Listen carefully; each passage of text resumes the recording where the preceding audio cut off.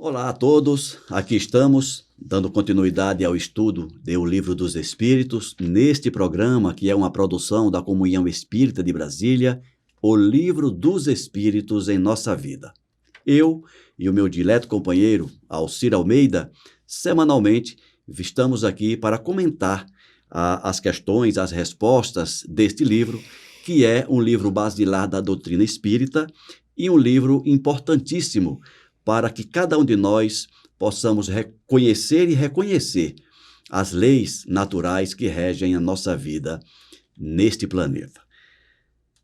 Neste programa de hoje, nós vamos encerrar o tema que fala sobre as virtudes e os vícios. Daqui a pouco, depois da nossa vinheta. Começa agora o programa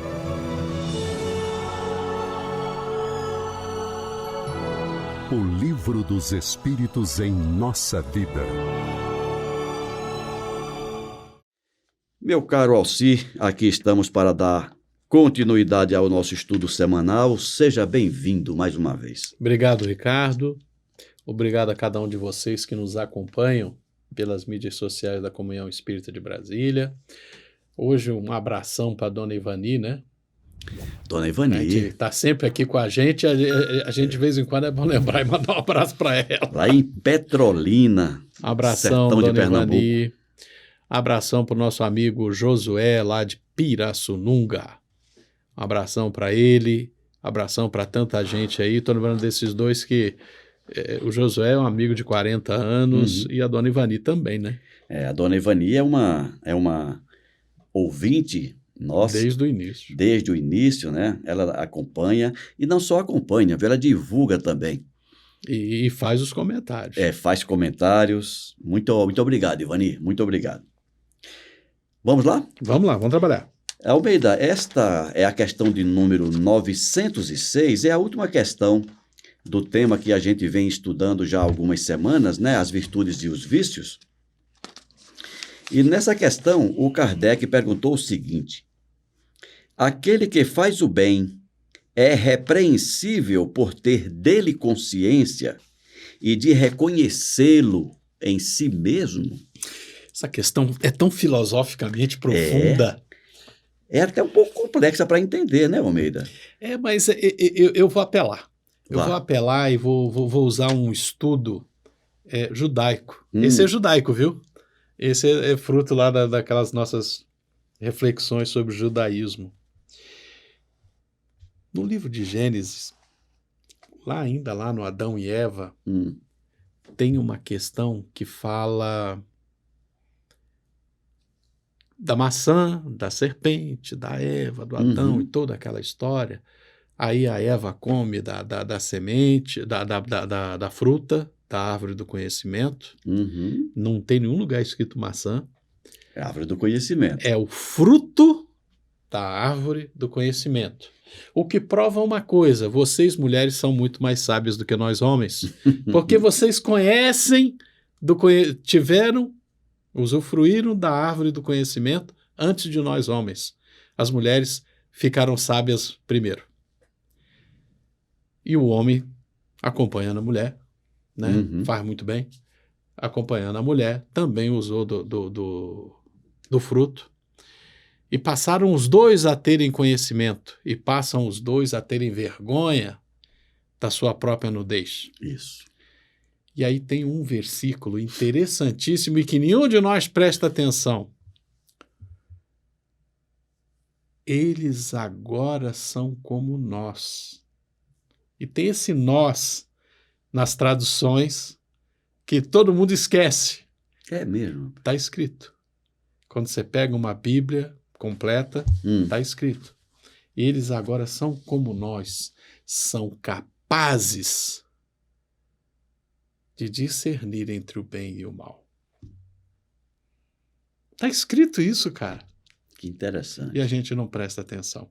E a pergunta é sobre isso. Aquele que faz o bem é repreensível por ter dele consciência de reconhecer em si mesmo? Sim. Nós somos capazes. Sim, não, respondendo à pergunta. Sim. Sim, nós somos capazes de discernir entre o bem e o mal. Mas que isso não carece de uma repreensão. Pois É é. necessário que É nós necessário que a possamos... gente aprenda a discernir entre o bem e o mal. Isso, exatamente. Né? É repreensível? Não. Ora bolas, se eu reconheço entre o bem e o mal e eu realizo o bem, qual é o mal que há? Em eu reconhecer que aquilo que eu estou fazendo é o bem. Mal não há. Mal poderia haver se eu me envaidecer dessa situação. Aí eu ia chegar, exatamente. O que é que você faz com esse reconhecimento do bem que você está fazendo? Olha, é aquela história. Eu estou em processo, eu estou em evolução, eu quero fazer cada vez mais o bem. E nisso não há mal algum. Uhum. Agora, saber que aquilo que eu faço é bem é natural do processo. Né? Uhum. Não, eu estou fazendo isso porque é o certo. Eu estou fazendo isso aqui porque é o melhor. Eu estou fazendo isso porque eu quero que resulte em um bem maior. E acabou. E não há mal nenhum, Almeida, em você alegrar-se por isso. Alegrar-se, ser feliz, não é? Reconhecer-se como um seguidor do Altíssimo. Capaz de fazer aquele bem que você é capaz de fazer. Mal não há. Não há mal nenhum. Não há mal nenhum. Não é isso? Né? É, exato. Não há mal nenhum, não há nada repreensível em você ter consciência de que você está fazendo bem. De que você já atingiu aquele... Como você disse a semana passada, né? Você estava lá na distribuição do cesto básico para pessoas necessitadas. Que mal há em sorrir, em ser feliz e reconhecer que bom, estou fazendo bem. Exatamente. Não há mal nenhum. Exatamente. Agora, se você acha que você é melhor do que a pessoa que está na fila... Porque está fazendo isso... Aí é uma... É outra coisa. É outros 500. É outros 500. É uma outra conversa, é um outro diálogo, é uma outra reflexão. Né? Mas é da natureza que nós, seres humanos, sejamos capazes de discernir entre o bem e o mal e conscientemente agir no bem. Aqui eu vou levantar uma questão. Sem repreensão. Vaidade. A vaidade, ela é um dos males morais da humanidade. E ela é filha do orgulho. É filha do orgulho. Mas uma vez eu ouvi, não vou dizer o nome do santo, como se diz, vou só contar o milagre, como se diz, né? Uhum. Ele falou uma coisa e falou numa palestra. Ele disse o seguinte: é necessário, em determinado momento do nosso processo evolutivo, é necessário a vaidade, porque ela alimenta as nossas práticas em busca do bem. Por que eu lembrei disso? Eita ferro, essa é outra discussão filosófica interessante. Pois é, me lembrou isso aqui agora, porque como discernir numa pessoa se ela está alegre ou se ela está vaidosa? Né? Como a pessoa vai Eu te perguntaria, bom, identificar em si mesmo, né? Sim. Não, em si mesmo. Identificar no outro não tem a menor validade, não tem o menor valor. Identificar em si mesmo, eu estou feliz, sinto meu coração pleno, ou eu já estou fazendo comparação? Se eu estou aqui dentro, pleno, completo, eu me sinto em comunhão com o Altíssimo quando eu faço ao bem. Acabou. Perfeito. É perfeito. Acabou aí, mal não há. O problema é quando eu quero me comparar. Aí surge a vaidade. Não resta dúvida. Aí surge a vaidade. Ser feliz, ser pleno num ato é exatamente isso. Eu estou bem porque eu fiz o bem. E não há vaidade nisso. É uma verdade que, quando nós estamos lá naquele estado de completa ignorância e de simplicidade, a gente tem que se reconhecer como um ser próprio com vida à parte do coletivo. Né? Exato. E nesse sentido, você tem que se reconhecer como um ser próprio. estar feliz em estar vivo, por exemplo. Eu sinto que eu estou vivo, eu sinto que eu penso, cogito ergo sum, né, como já disse lá René Descartes. René Descartes. Aí você se reconhece e você é feliz porque você é, né? E nisso está a plenitude de ser e de estar e de viver. O problema é quando você quer ser melhor que alguém. Essa é a questão. Você querer estabelecer uma comparação entre você e o próximo é que é o problema. Porque aí você vai para o caminho da vaidade. Agora, ser vaidoso de eu sou eu e ontem eu não era, não há problema nenhum. É exatamente isso. Ontem eu não era, hoje eu sou. Um ano atrás eu não me preocupava se o meu irmão do lado está pleno, está alimentado. Ano passado eu não me preocupava com isso. Ontem eu não me preocupava com isso. Hoje eu já me preocupo. Hoje eu me preocupo. Comparar-se a si mesmo, problema nenhum. Excelente, Almeida. É aí onde eu queria chegar. E eu tô falando sério, eu tô buscando os conhecimentos lá do judeu, viu? Né? Teve um momento, né, que eu comecei... Eu estou estudando, eu ainda não sou capaz de discorrer sobre isso com profundidade. Mas vai se preparando que brevemente eu vou convidar você... Eu quero conversar com você sobre esse assunto. Para um Comunhão Inspira. Vamos conversar sobre esse assunto. Oportunamente. Mas a gente pensa... Você vê que a gente já gastou metade do programa hoje só sobre essa questão. Mas é interessante. É tão filosoficamente interessante. Eu já me peguei pensando, refletindo, como palestrante, né? Eu já me peguei pensando assim, cara, quem sou eu para estar falando isso? Quem sou eu para estar levando uma palavra de tamanha grandeza para as pessoas, né? E uma vez, eu achei interessante a sua fala, porque uma vez eu cheguei exatamente nesse ponto. Caramba, que bom que hoje eu consigo fazer isso. Mesmo sabendo que não sou perfeito, que aquilo que eu estou falando, eu não estou falando porque já sei, eu estou falando porque preciso aprender. E uma forma de aprender é fazendo, é falando, é comentando, estudando, né? Então, eu tirei esse peso digamos assim, da consciência. Não, eu não sou palestrante porque eu sou melhor do que os outros. É porque fazer a palestra é um dos meios, é uma oportunidade de eu aprender. E ao mesmo tempo em que eu aprendo, eu ajudo também outras pessoas a aprenderem juntamente comigo. E por que não e como não dizer? Porque é um talento que Deus me deu e eu não vou deixar ele enterrado, o de falar. Exato! Todos nós temos os nossos talentos, conforme a parábola, uns 2, outros 3, outros 5, né? Que vamos fazer por uso disso? Ah, mas eu me alegro com isso. Ótimo que você se alegra com isso, né? É bom quando eu acho que você também sente isso, quando você faz uma palestra que o público reage positivamente, ou que depois de você assistindo a sua palestra, você diz, caramba, eu falei umas coisas bem interessantes. É natural que isso nos traga alegria. É aquela sacada do... Poxa vida, e não é que saiu isso e eu ainda não tinha pensado dessa forma. E eu não tinha pensado nisso, né? Então, é uma questão de termos, de nome.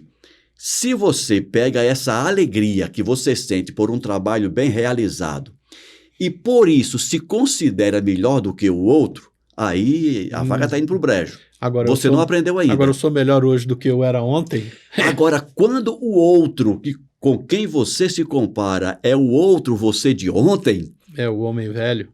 Ótimo! Você olhar para trás e dizer, caramba, as minhas palestras de hoje são melhores do que as de 20 anos atrás. Ótimo! E hoje eu sou uma pessoa melhor... Hoje eu sou uma pessoa... Pelo que eu aprendi com essas palestras que eu fiz nesse último mês, por exemplo. Ótimo! Então, eu quis fazer esse comentário porque... Aqui e acolá a gente encontra alguém sofrendo por questões dessa natureza. Sim. Não sofra. Seja feliz pelo bem que você faz, pela realização que você faz em si e junto aos outros. Isso. Não lemos a resposta ainda não, né, Almeida? Não, vamos ler essa resposta. Então vamos lá. Aquele que faz o bem é responsável por ter dele consciência e de reconhecê-lo a si mesmo, visto que pode ter consciência do mal que faz, ele deve ter também a do bem, a fim de saber se age bem ou mal. E veja que essa resposta aqui vai ao encontro daquela frase do Jung, quando ele diz que o importante não é a gente ser santo agora, é ter consciência, né? Uhum. Pesando todos os seus atos na balança da lei de Deus e, sobretudo, na da lei da justiça, de amor e de caridade, que ele poderá dizer a si mesmo se elas são boas ou más, aprová-las ou desaprová-las. Ele não pode, pois, ser repreensível por reconhecer que triunfou das más tendências e disso estar satisfeito, contanto que não se envaideça, porque então cairia em outra falta. Ou seja, tudo o que nós comentamos e mais um pouco. É isso mesmo. Muito bom. Meu caro, vamos agora dar início a um Vamos nos outro apaixonar agora. Vamos apaixonar agora. O tema, cujo título é Das Paixões.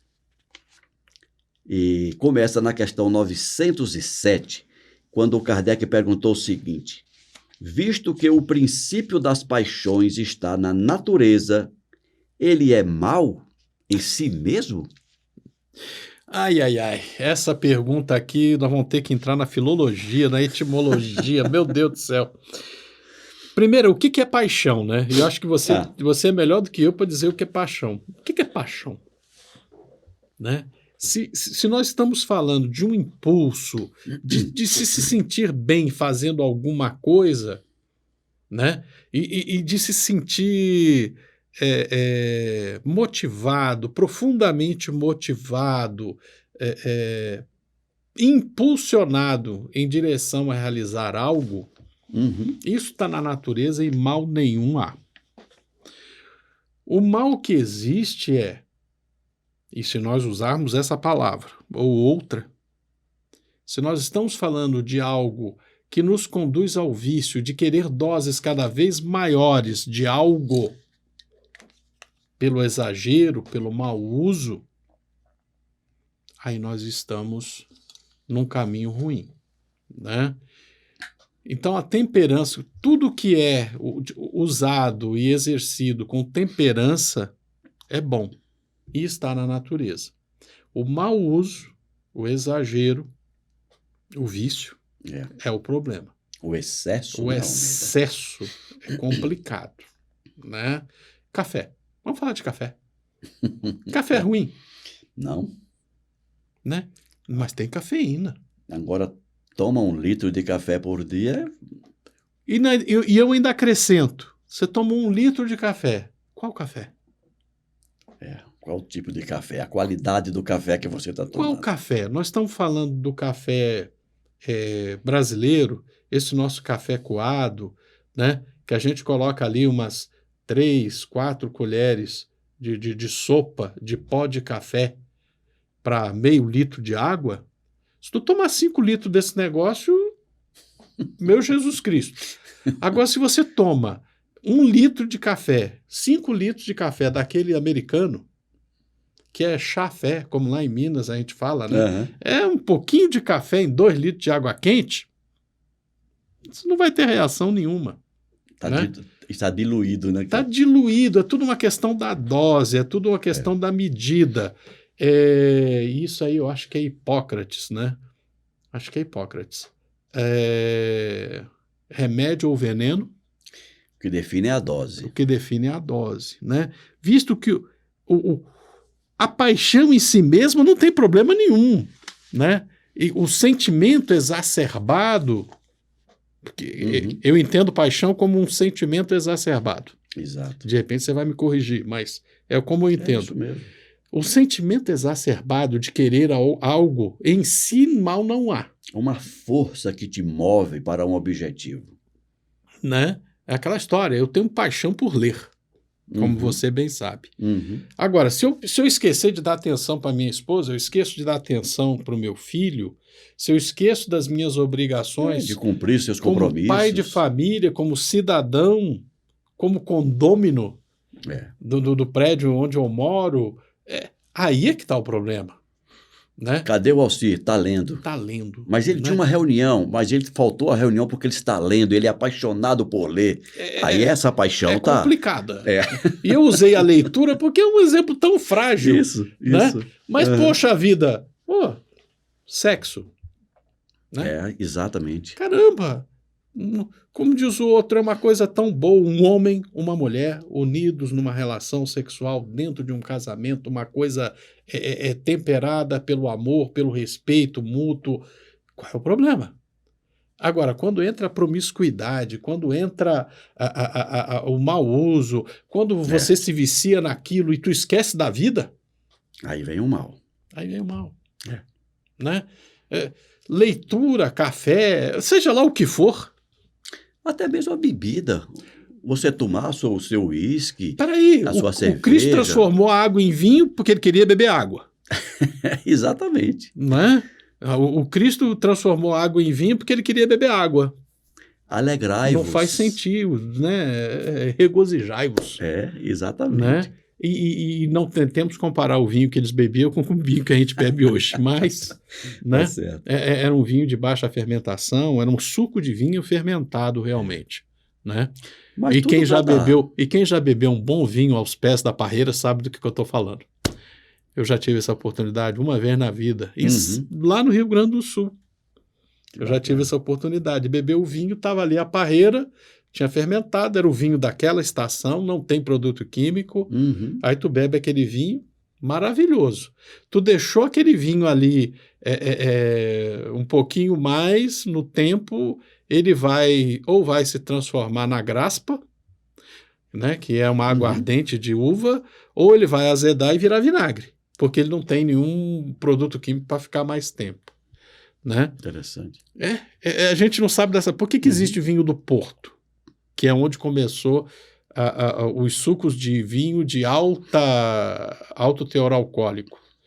É você misturar a aguardente da uva com o vinho. Vinho do Porto é isso. Por isso que ele tem 20% de álcool. Aí é outra coisa. Nós já estamos indo para outro caminho. Não era o vinho que Jesus bebia. Essa que é a encrenca. Né?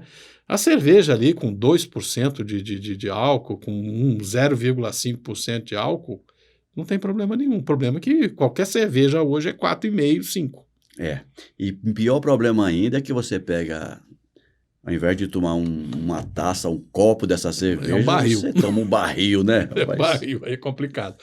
Não, mas cerveja é o pão, como é que é? É o pão líquido. Ok, aquela cerveja dos monges lá do século XVI era, né? Mas lá de hoje não é mais não. E nem o pão também é o mesmo. Então vamos lá. Visto que o princípio das paixões está na natureza, ele é mau em si mesmo? E a resposta diz exatamente isso, Almeida. Não. A paixão está no excesso acrescentado à vontade, porque o princípio foi dado ao homem para o bem, e as paixões podem levá-los a grandes coisas, sendo o abuso que delas se faz que causa o mal. Né? Se não fosse a paixão, muitas obras não seriam realizadas pelos homens. Né? Eu gosto muito daquele exemplo do Dale Carnegie.